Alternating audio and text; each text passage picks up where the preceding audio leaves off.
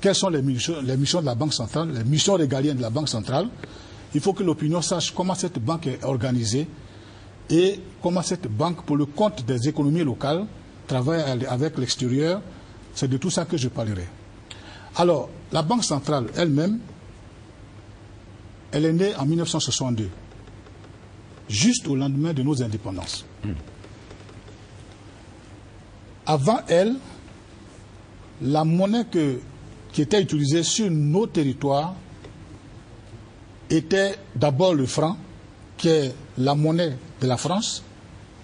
Et je crois savoir qu'entre 1945 et 1944 et 1945, le Français, le colonisateur, a jugé bon de détacher ce qui était de sa souveraineté d'avec ce qu'il communiquait avec les pays, les colonies. Donc, l'histoire du franc CFA commence en 1944-1945. C'est là que le CFA est né, officiellement. Donc, avant 1962... Et le CFA à l'époque, c'était le franc des colonies françaises d'Afrique. Disons à l'époque, mais cette dénomination a évolué avec le temps. À l'époque, c'est d'abord le franc des colonies d'Afrique, colonies françaises d'Afrique. D'accord, ouais. Ensuite, c'est devenu le franc de la communauté française d'Afrique. Et aujourd'hui, c'est le franc de la communauté financière d'Afrique. D'accord. Alors, vous voyez, comme vous observez, il y a une trajectoire. Il y a eu une évolution dans la dénomination. Ça a une explication. On va donner ça après. Mais je veux indiquer qu'avant 1962, la Banque centrale était, j'allais dire, n'existait pas. Et son rôle était géré par un autre établissement qu'on appelle la Banque de l'Afrique occidentale. D'accord. La BOA. Comme ce sont les... la BAO. Ce sont des choses très techniques. Le grand public n'est pas toujours censé vous suivre. Quand vous parlez technique, on va peut-être plus simple. D'accord. Pour expliquer tout cela aux gens, aux Ivoiriens qui attendent des réponses précises. Très bien, allons-y. Donc, cette BCAO qui se met en place en 1962, et après, comment ça se constitue une banque centrale? Les apports des différents pays, comment ça se fait pour savoir qui a droit à quoi? Alors, je voudrais juste indiquer que le jour de la proclamation des indépendances de chaque chaque État était en droit de battre sa monnaie. Et ce droit-là, il est toujours là. C'est un principe universel que dès que vous accédez à l'indépendance, vous battiez votre monnaie, vous émettiez votre monnaie, pour que cette monnaie cherche de tremplin, de facilitation aux échanges à l'intérieur de vos frontières. D'accord. Qu'est-ce qui s'est passé? Comme ces États africains qui n'ont pas beaucoup de cadres et qui accèdent à l'indépendance ignorent pratiquement tout de la monnaie, de la gestion de la monnaie. Le colonisateur qui ne veut pas les laisser orphelins, entre guillemets, disons-le comme ça, il les organise en union monétaire ouest-africaine pour ce qui concerne notre zone. UMOA. L'UMOA, c'est donc l'association des États francophones d'Afrique occidentale auxquels il est demandé d'utiliser la même unité monétaire. Le CFA. Le CFA. D'accord. OK? Donc, cette union, qui est donc l'union des États, est représentée premièrement par la conférence des chefs d'État. Ce sont les souverains, les chefs d'État, qui sont les premiers responsables de cette monnaie, parce que, comme je l'ai indiqué tantôt, la monnaie est rattachée aux souverains. D'accord. Donc, ce sont les chefs d'État seuls qui ont droit à certaines choses à la BCAO? Non, non, c'est différent. L'association des États pour l'utilisation de la même unité monétaire s'appelle UMOA.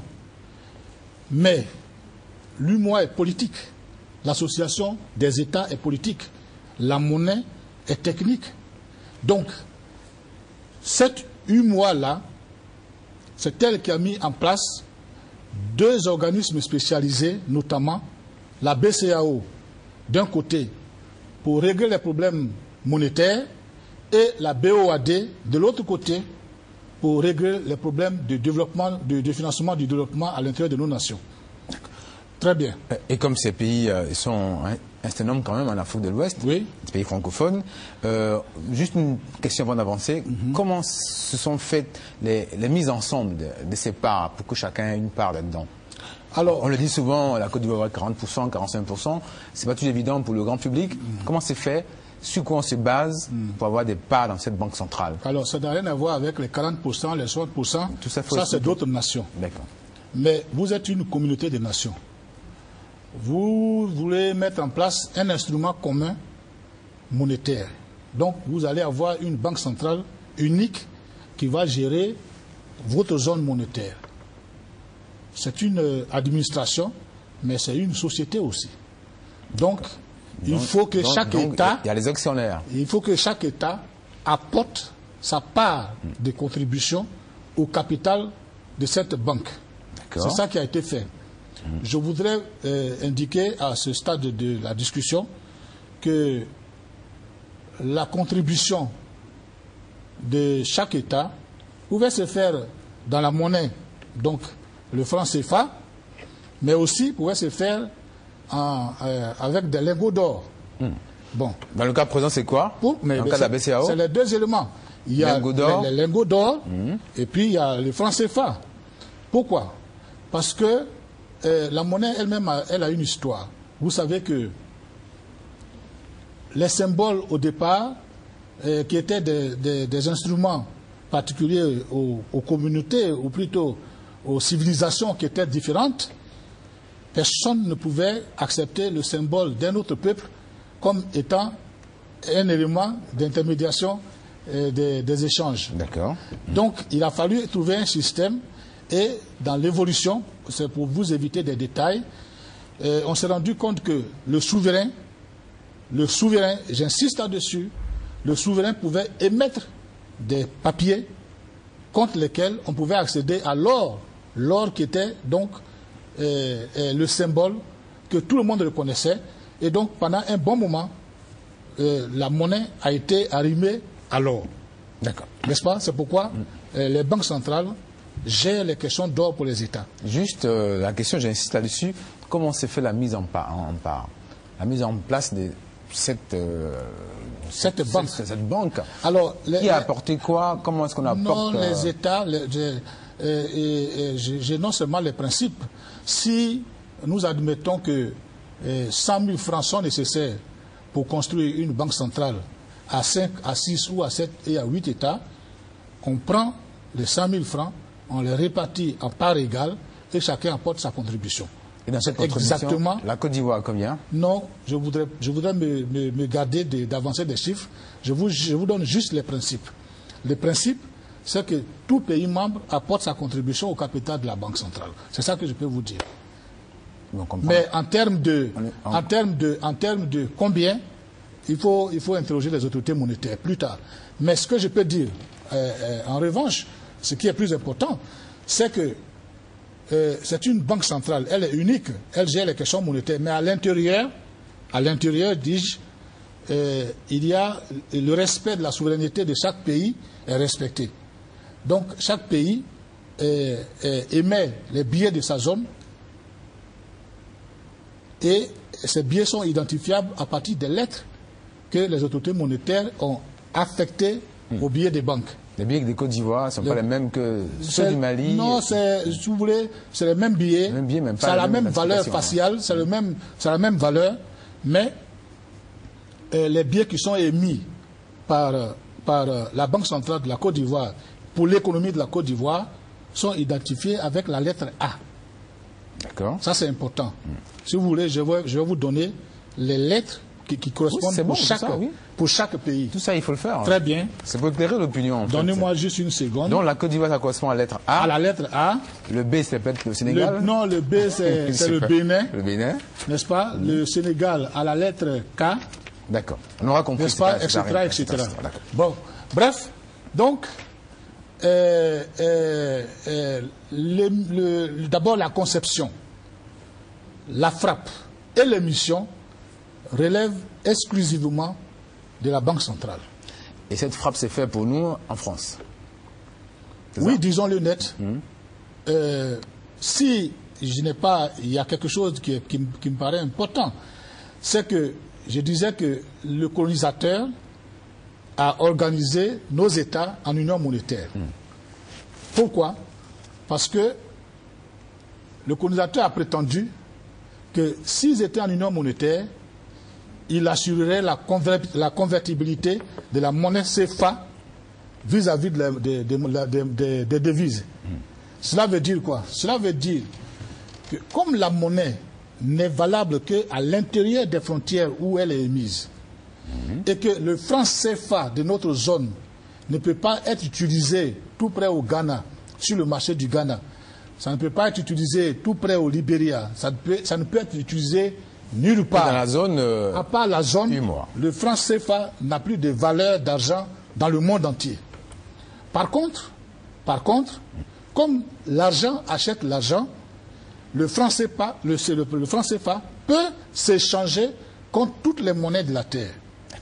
Alors, à l'époque, le colonisateur a indiqué au nouveau souverain, que pour des raisons de paiement, parce qu'on ne vit pas seul, on vit avec l'humanité. On commerce avec toute l'humanité.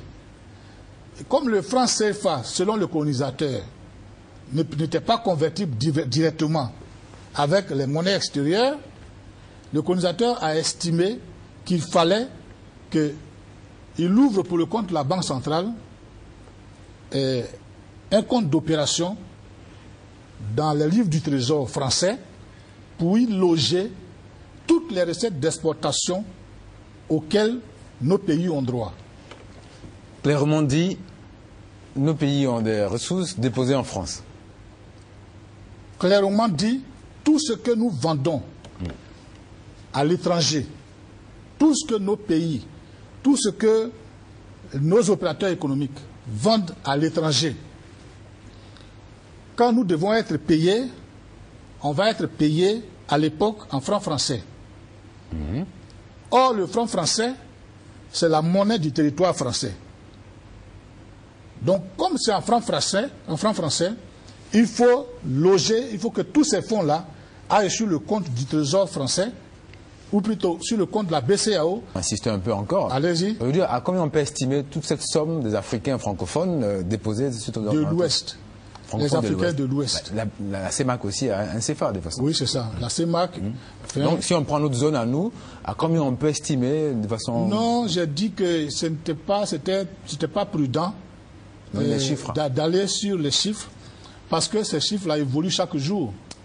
Vous savez, si vous exportez et qu'on dépose des devises dans un compte, le même jour, vous pouvez effectuer des paiements. Et donc, ça, on ne peut pas parler de ça. Mais il y a de l'argent pour l'Afrique là-bas. Ce que je peux expliquer, en revanche, c'est que lorsque la BCEAO reçoit l'ensemble des recettes d'exportation sur le compte qui est logé en France, c'est quand même beaucoup d'argent, je le précise. Même si on ne veut pas dire le montant. Voilà. La Banque centrale, plutôt le Trésor français, la France dit à la Banque centrale, ça, ce sont des réserves, c'est-à-dire c'est l'argent qui appartient à vos États, mais dans notre monnaie. Vous, la Banque centrale, titulaire de compte, en charge de la question des réserves des États, je vous donne accès à 35% de cette manne financière. Moi, je vais garder dans mes livres les 65%. Avec les 35%, vous vous débrouillez pour faire les opérations sur le marché international, faire les opérations d'échange, n'est-ce pas, pour que ça puisse vous rapporter des gains d'échange. Et avec ces gains d'échange, vous pouvez faire face à vos dépenses courantes ou à vos dépenses d'investissement. Est-ce que cela a une justification légale? Oui, c'est légal à partir du moment où il y a une convention de compte d'opération qui existe entre les 8 États membres de l'UEMOA et la France. Donc, justification légale, mais justification pratique, ça s'impose. Est-ce que cela s'impose dans ce relationnel entre la France et ses anciennes colonies? Ça ne s'impose pas, mais vous savez que le colonisateur, il n'a pas lâché la souveraineté monétaire de nos États. Il a lâché les autres formes de souveraineté, mais la souveraineté monétaire, là... Il l'a toujours. Là, il a gardé. Il a gardé. Et c'est parce qu'il a justement, en partie, je dis, qu'il s'estime heureux d'être puissant. Parce qu'à travers le monde, il peut apporter la preuve qu'il a sous sa responsabilité 15 nations en Afrique, dont 8 en Afrique de l'Ouest, 6 en Afrique centrale et les Comores. Allez-y. Exactement. Donc... ça fait une bonne réserve pour la France, ça. Une bonne réserve financière. Bien sûr, c'est beaucoup d'argent, mais je veux dire que, comme nos souverains, les chefs d'État à l'époque, sont rentrés dans un accord de coopération monétaire avec le colonisateur, l'ex-colonisateur, et que l'accord de coopération monétaire les a liés, tous ceux qui ont suivi jusqu'à maintenant, là, n'est-ce pas, ils sont restés dans le cadre de cet accord. D'accord. Je pense qu'on a quand même expliqué assez clairement, très clairement même, comment ça marche la BCEAO. On va revenir à d'autres problèmes actuels. Okay.